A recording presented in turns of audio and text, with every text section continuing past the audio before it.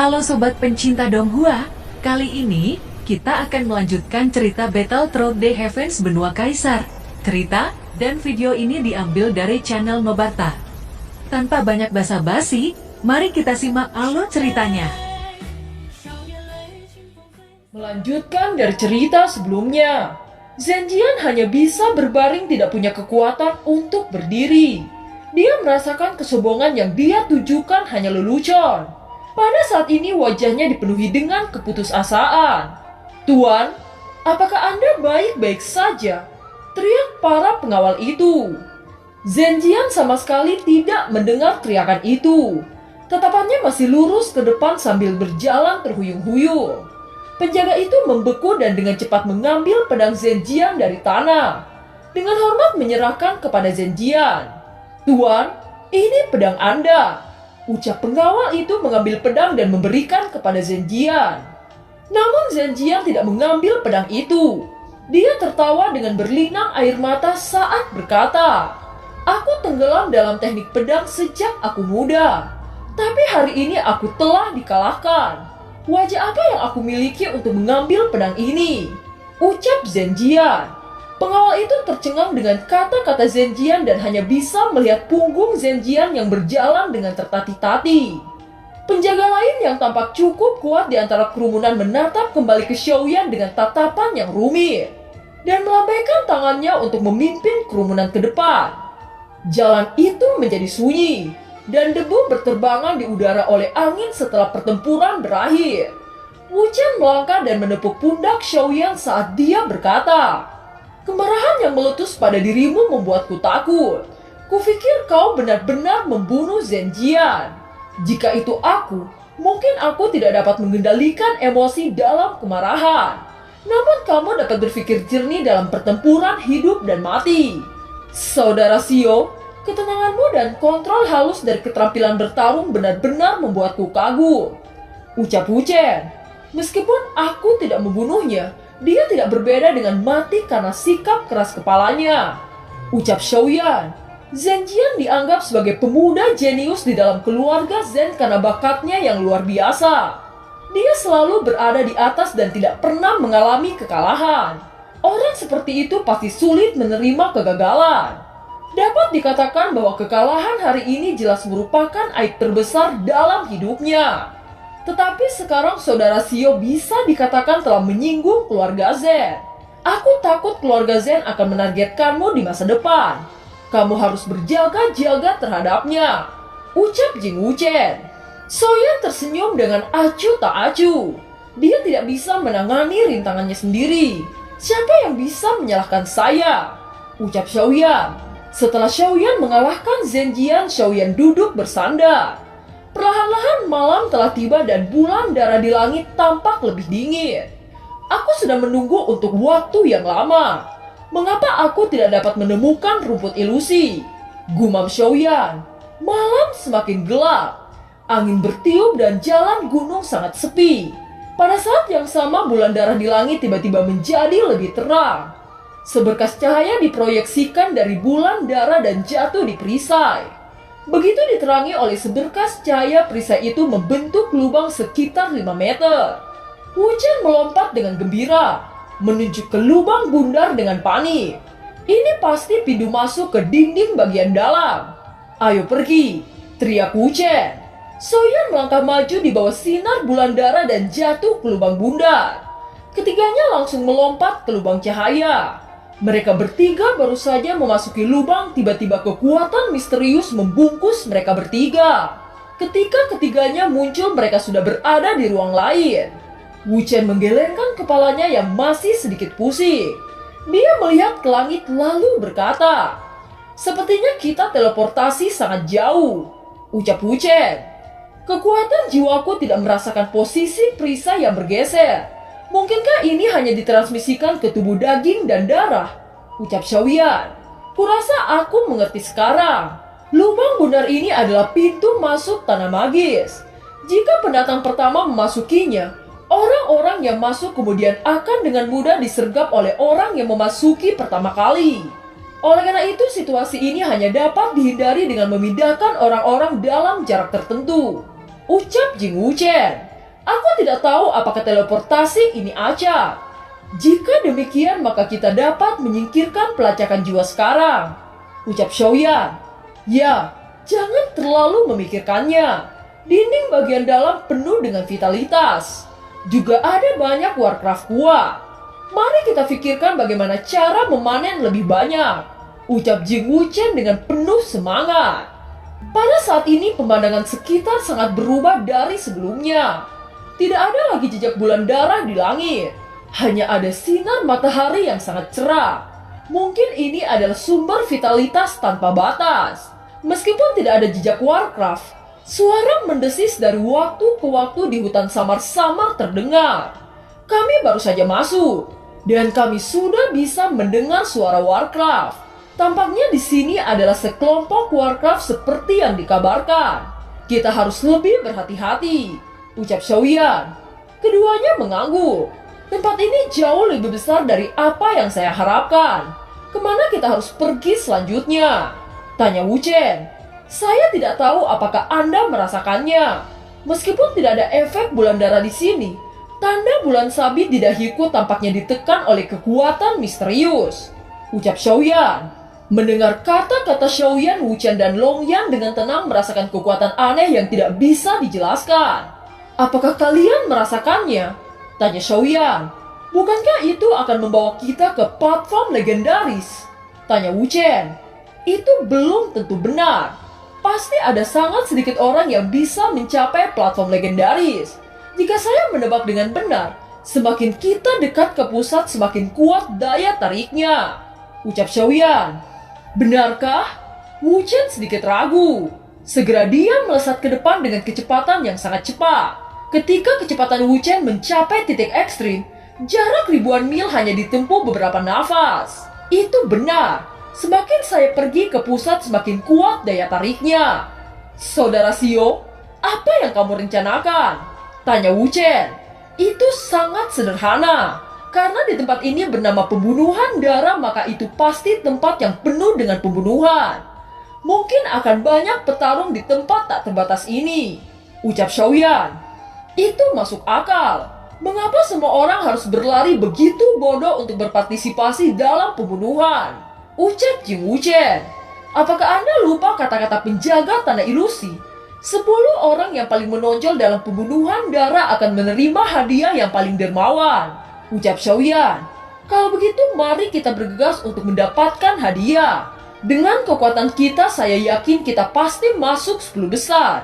Ucap Wuchen. Biarkan orang-orang ini saling membunuh. Kita akan mengambil keuntungan dari pembunuhan mereka. Lebih baik kita mengambil harta di sarang Warcraft. Aku baru saja menyelidiki dengan kekuatan jiwaku. Sebagian besar Warcraft hanya bintang awal hingga bintang 5. Dengan kekuatan kita bertiga bahkan Warcraft bintang 6 awal tidak masalah. Ucap Xiaoyan. Keduanya membuat keputusan mereka bertiga segera bergegas ke tempat sarang Warcraft. Sesaat kemudian mereka tiba ke lembah yang ditutupi oleh lapisan salju tipis. Di kedua sisi lembah ini tidak ada rumput yang tumbuh. Tiba-tiba suara penjaga hutan ilusi atau yang disebut guardian terdengar di telinga mereka bertiga. Hitung mundur dimulai. Area teleportasi yang tersembunyi di semua bagian hutan ilusi sekarang terbuka. Peta titik teleportasi akan muncul di lautan pengetahuan Anda. Ucap suara guardian yang menggema di seluruh hutan ilusi. Saat kelompok Xiaoyan bergegas akan memasuki ruang teleportasi, tiba-tiba dia bertemu dengan kelompok besar. Bukankah Anda bertiga yang dijuluki Sabit Dewa Kematian? Saya mendengar tentang Anda yang menghancurkan 40 orang di lembah. Tanya pemimpin kelompok itu. Xiaoyan tidak menjawab dan hanya meliriknya dengan acuh tak acuh. Tenanglah, tujuan kita ke sini untuk membuat kesepakatan dengan Anda. Saya adalah pemimpin kelompok dari Chaos Immortal dan rekan di samping saya dari suku Naga Merah. Ucap pemimpin kelompok yang ternyata dari suku Chaos Immortal. Tolong katakan, kesepakatan apa yang Anda inginkan? Tanya Xiaoyan. Saya melihat kekuatan kalian bertiga tidak lemah. Yang terkuat di antara kalian bertiga adalah Anda. Jika saya bertarung dengan Anda, mungkin saya tidak akan bisa mengalahkan Anda. Oleh karena itu saya ingin membuat kesepakatan dengan Anda. Kita akan bergabung untuk merebutkan 10 tempat teratas. Jika kita bekerja sama, kemungkinan besar para jenius dari keluarga super tidak akan bisa mengalahkan kita. Ucap Chaos Immortal. Mendengar ini, Xiaoyan sedikit terkejut. Dia mengingat bahwa King Hao pernah mengatakan kedua suku ini. Memang yang terbaik adalah memperkuat pasukan di saat situasi yang penuh bahaya ini. Selain itu, mereka berdua bukan dari individu yang lemah.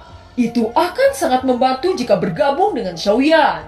Saya akan menerima tawaran ini. Namun saya memiliki satu persyaratan pada Anda. Saya tidak tahu apakah Anda akan memenuhinya atau tidak. Ucap Xiaoyan. Oh, tolong katakan. Ucap Chaos Immortal. Kita beraliansi hanya sampai tujuan kita tercapai. Adapun masalah tentang kedua belah pihak, maka Anda harus siap untuk membantu. Ucap Xiaoyan. Jika hanya itu syaratmu, saya akan setuju. Mulai hari ini kita akan menjadi tim yang akan menjaga satu sama lain. Ucap Chaos Immortal dan Naga Merah. Sekarang tim Xiaoyan berjumlah 5 orang. Kelima tim Xiaoyan sangatlah kuat. Bisa dikatakan bahwa mereka berlima adalah seorang jenius super. Segera banyak orang bergegas ke gurun. Ini akan menjadi pertempuran kacau antara hidup dan mati, di mana hanya ada 10 individu yang bertahan dan akan mendapatkan hadiah dari Guardian. Mari kita pergi ke gurun juga. Ucap Xiaoyan dengan ekspresi yang dingin. Xiaoyan yang beranggotakan 5 orang terus menyapu di sepanjang jalan. Mereka berlima bertukar pandang sebelum mengangguk dan mengeluarkan kekuatan bertarung terkuat mereka. Naga merah itu meraung dan tombak perunggu di tangannya berputar. Itu membentuk tornado setinggi 100 meter mulai mengembun di udara. Tornado setinggi 100 meter menyapu ke depan. Banyak orang ditarik masuk ke dalam tornado dan tubuh yang memasuki tornado akan berubah menjadi kabut darah. Sementara suku naga merah mulai melakukan pembunuhan massal, tiba-tiba Longyan juga berubah menjadi naga petir emas yang nyata. Pistol petir berubah menjadi tanduk petir emas yang tajam menyapu kerumunan. Hujan menggunakan belati terbang dan setiap belati melesat akan ada kepala putus dan darah menyembur di udara. Chaos Immortal terbang ke langit. Tubuh Chaos Immortal berubah menjadi binatang raksasa dan turun dengan cepat ke arah kerumunan. Di tengah kerumunan banyak orang yang terhempas oleh kekuatan penghancur ini. Yang terakhir, Xiaoyan memobilisasi kekuatan jiwa dan Yiwa kecil yang lama tidur mulai beraksi. Dia membentuk lotus api yang sangat indah. Itu melonjak menjadi lautan api yang membakar kerumunan Dao di bintang 4. Sekitar 1 jam kemudian, perlahan-lahan suara pertempuran berangsur-angsur berhenti dan pembunuhan di hutan ilusi mulai berakhir. Sejauh ini hanya tersedia 100 Daudi yang tersisa. Dengan berkurangnya jumlah orang, tidak ada yang ingin berada di tengah-tengah gurun dan terjebak oleh musuh di semua sisi, terutama mereka yang sedikit lebih lemah. Kerumunan yang berada di pusat perlahan-lahan mulai menyebar menuju gurun di segala arah. Xiaoyan mundur ke arah timur sambil membunuh. Tidak peduli siapa itu selama mereka melihat kelima tim Xiaoyan, mereka tidak mau mundur ke arah yang sama. Namun ada sekelompok besar orang yang mengikuti Xiaoyan dari belakang. Kelompok orang ini berjumlah 100 orang. Jelas mereka ingin mendapatkan hadiah dermawan dari Guardian. Tanda bulan sabit berwarna hitam di dahi tim Xiaoyan membuat mata yang melihat akan berapi-api untuk membunuh. Selama mereka membunuh salah satu dari mereka, maka mereka akan masuk 10 besar. Naga merah dan Jing Wuchen duduk di tanah dengan sangat puas meski kelelahan. Sedangkan Chaos Immortal dan Longyan keduanya membungkuk dan terengah-engah. Begitu juga Xiaoyan yang mulai kelelahan menyuruh Yiwa kecil kembali memasuki tubuhnya. Meskipun semangat juang dapat diisi kembali dengan cairan Qinglin, kekuatan fisik dan kekuatan jiwa dari kelima orang hampir habis. Melihat situasi tim Xiaoyan, pemimpin dari kelompok 100 orang menjadi cerah.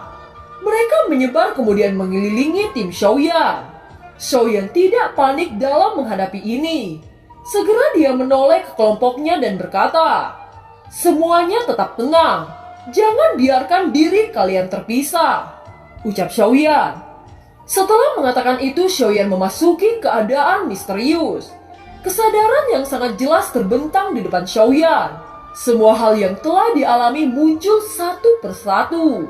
Kekuatan jiwa Xiaoyan meningkat drastis, seolah-olah pintu perlahan terbuka. Aturan langit dan bumi yang tak terhitung jumlahnya terus-menerus memasuki pikiran Xiaoyan. Apakah ini misteri dari alam jiwa nirvana tahap menengah? Ada kilatan cahaya dalam pikiran Xiaoyan.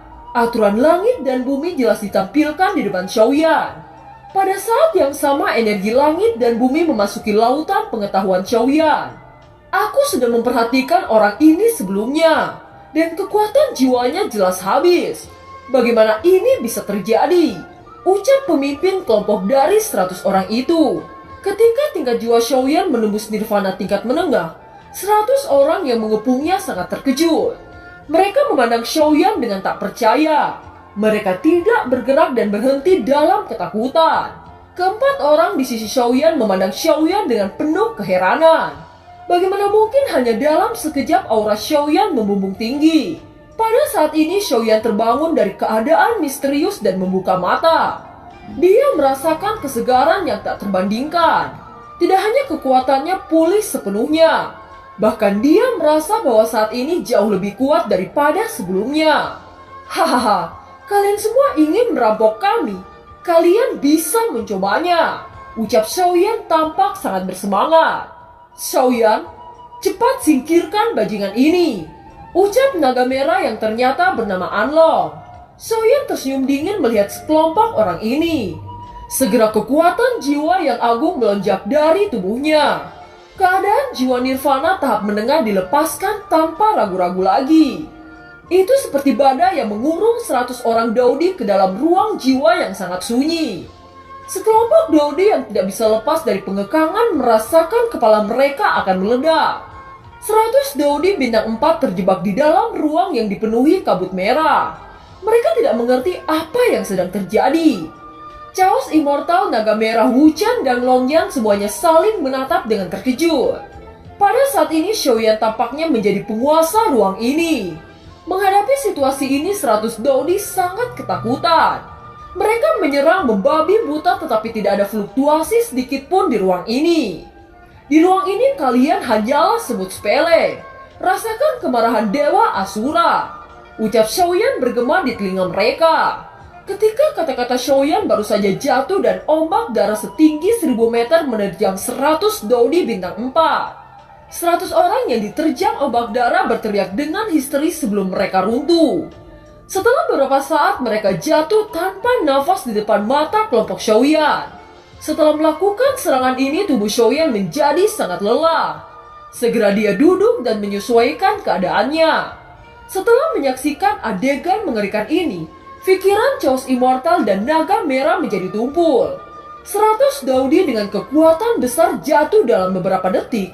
Itu membuat mereka akan semakin menghormati Xiaoyan. Waktu terus berlalu.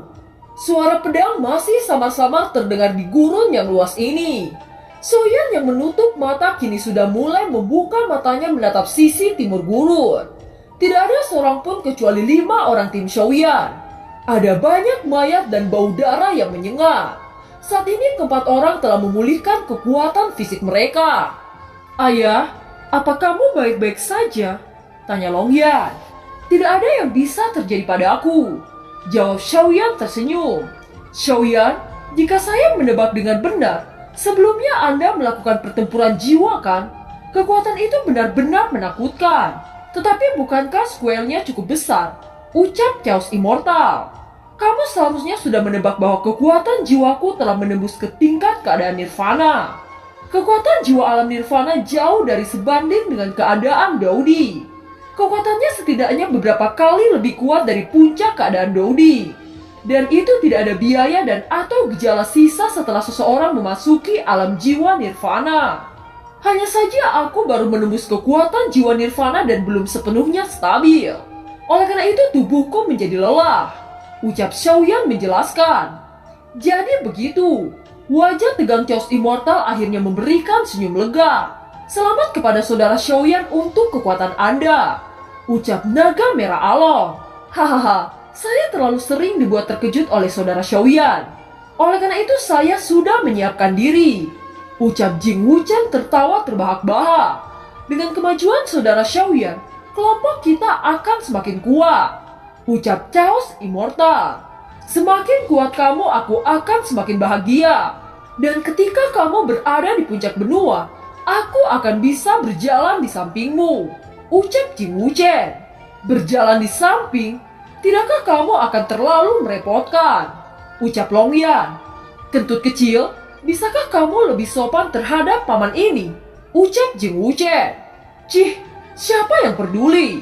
Ucap Longyan. Melihat pertengkaran Jing Wuchen dan Longyan, Xiaoyan, Chaos Immortal, dan Naga Merah tidak bisa menahan tawa. Sesaat kemudian Xiaoyan berkata, saya pikir semua orang memiliki kelebihan sendiri. Saya mungkin memiliki kekuatan fisik atau keunggulan jiwa untuk promosi yang lebih komprehensif. Tetapi Anda berbeda. Anda memiliki tingkat prestasi tinggi dalam kecepatan dan belati terbang. Anda tidak harus membenamkan diri dengan kerja keras. Dan jangan lupa bahwa pelatihan di luar juga merupakan cara untuk berkultivasi. Dan itu lebih efisien untuk pemahaman. Ucap Xiaoyan. Jing Wuchen mengangguk dengan tegas. Wajahnya berangsur-angsur bersemangat. Xiaoyan, masih ada banyak orang yang bertarung di arah lain. Kekuatan fisik kita sekarang telah banyak pulih. Kekuatan jiwamu telah menembus ke tingkat berikutnya. Haruskah kita akan membunuh lagi? Ucap Naga Merah menjilat bibirnya yang kering. Dan cahaya berapi menyala di matanya. Semua orang menatap Xiaoyan dan tertawa menunggu Xiaoyan untuk membuat keputusan. Kurasa dunia fantasi akan ditutup. Kita tidak perlu membunuh beberapa lagi. Ucap Xiaoyan. Ini juga benar. Sekarang hanya ada sangat sedikit orang. Yang terbaik menyiapkan kekuatan untuk saat yang tepat. Ucap Chaos Immortal. Naga Merah dan lainnya setuju dan mengangguk. Ketika saya pertama kali memasuki dunia fantasi, total ada sekitar 50.000 orang. Setelah pembunuhan dan pembunuhan di luar ada lebih dari 10.000 orang yang akhirnya sampai ke hutan belantara. Tetapi sekarang saya khawatir hanya ada sekitar 1.000 orang. Itu terlalu kejam. Ucap Chaos Immortal tertawa. Namun semakin sedikit orang yang selamat, semakin baik untuk kita. Dan sangat memungkinkan untuk kita berada di peringkat 10 besar. Jika Anda benar-benar bisa mendapatkan hadiah dari Guardian, Anda akan dapat menghasilkan banyak uang. Hahaha, ucap Jing Wuchen. Tetapi jangan terlalu senang. Dari 50.000 menjadi lebih dari 1.000, kamu bisa menebak bahwa mereka bukan sesuatu yang mudah dihadapi. Dengan kata lain, mereka yang tersisa pasti luar biasa. Ucap Naga Merah. Chaos tersenyum tetapi tidak melanjutkan topik ini. Dia mengerutkan kening saat berkata, saya sebelumnya telah melihat kelompok Zenjian di sepanjang jalan. Meskipun seluruh tubuhnya berlumuran darah yang sangat sulit untuk diidentifikasi pada pandangan pertama, saya yakin itu adalah dia. Tetapi melihat dari keadaannya, dia tampaknya tidak seperti dengan rumor yang ada. Dia bahkan melarikan diri ke utara oleh banyak penjaga seperti orang yang akan mati. Saya benar-benar bingung. Bagaimana dia bisa melakukan ini? Apakah dia terluka parah atau dipukul? Ucap Chaos Immortal. Selain itu, kita belum melihat kelompok dan Bingyan dan orang-orang penjaga dari Kuildan. Apa menurutmu itu aneh? Mungkinkah Dan Bingyan sudah mati? Dengan begitu banyak penjaga di Kuildan dan kekuatannya begitu kuat. Bagaimana dia bisa mati sebelum berpartisipasi dalam pertempuran yang menentukan? Ucap Naga Merah. Chaos Immortal menghembuskan nafas dengan keraguan di dalam hatinya. Dia jatuh ke dalam kebingungan yang dalam. Matanya tiba-tiba melirik Xiaoyan, Jing Wuchen, dan Longyan yang tidak bicara. Xiaoyan dalam keadaan bingung. Apakah dia akan mengatakan yang sebenarnya atau dia akan merahasiakannya? Masalah ini melibatkan Kuildan yang kuat. Dan jika dia tidak berhati-hati, dia mungkin melibatkan saudara-saudara ini dalam resiko. Masalah itu pada akhirnya akan diungkapkan kepada dunia. Dia menoleh ke Chaos Immortal dan Naga Merah saat tiba-tiba berkata, aku tahu sedikit tentang ini, ucap Xiaoyan. Oh, ucap Chaos Immortal dan Naga Merah.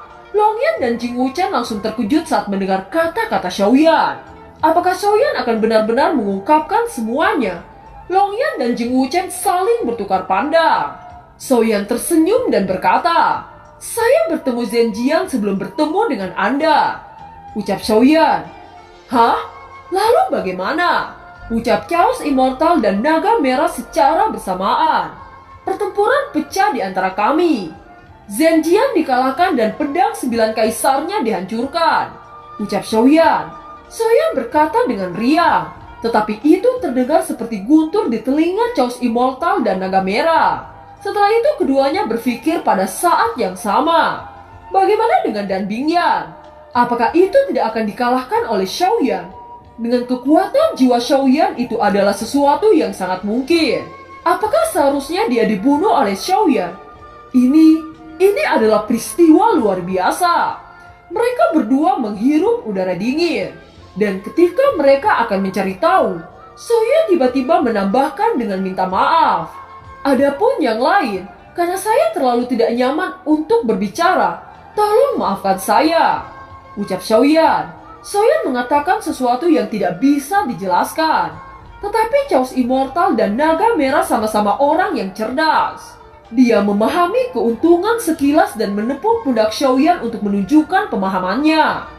Terlepas dari apakah Dan Bingyan meninggal di tangan Xiaoyan atau mengalami kecelakaan, karena Xiaoyan mengatakan tidak nyaman, maka itu berarti bahwa masalahnya penting dan tidak harus ditanyakan. Dan film pun berakhir. Terima kasih telah menyimak dari awal sampai akhir ya. Sampai jumpa.